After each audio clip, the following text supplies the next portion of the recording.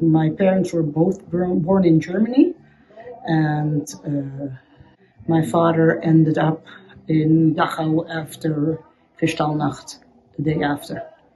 And he got out of Dachau thanks to his wife, but she was his fiancée at that time. He was told to leave Germany within 24 hours. The rest is history. They lived in Cologne, and there was a knock on the door, and my grandfather opened, and they shouted at him, "Juden raus," Jews out. And my grandfather took out his passport and he said, "But I'm Greek." And they said, "Oh, sorry." So they left, and my grandfather closed the door, turned around. It's the only time they heard him curse. So they packed up their things. Being Greek, they managed to take most of their stuff with them, furniture and everything. I still have a lot of it. And they fled to Greece.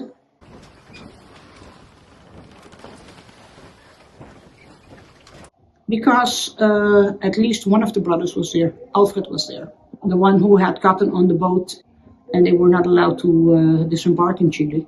And then they, going around, actually went to Panama, were not allowed to go there, and finally ended up in the camp in Bonaire.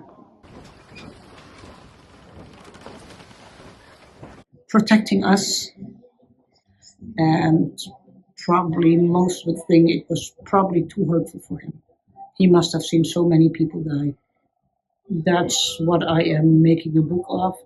I have not been interested until I went to Holland and got to know more about what happened in the Second World War, and then I started trying to find out who this man was before Hitler got his claws into him.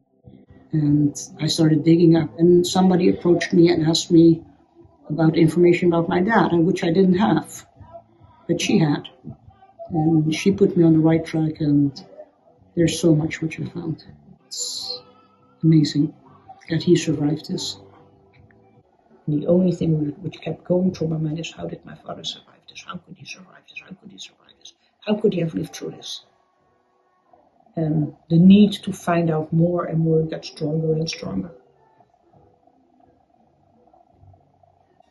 And why do I have facts? Because with one thing, the Germans, they were very meticulously.